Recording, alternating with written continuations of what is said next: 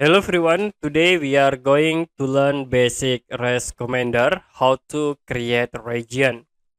So for example, I will draw rectangle, and if you want to change this rectangle into region, you can tap region, press enter, select the rectangle objects, and enter again. So to view the region, you can go to view menu, click on visual styles, and in there I will set into flat with edge. And you can see the rectangle will be set into region. So another example I will draw with a plan command.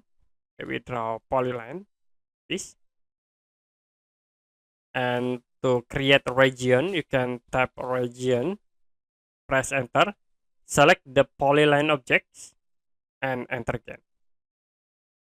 Okay, that's it for basic REST commander, how to create region. If you have any question about tutorial, you can comment below this video.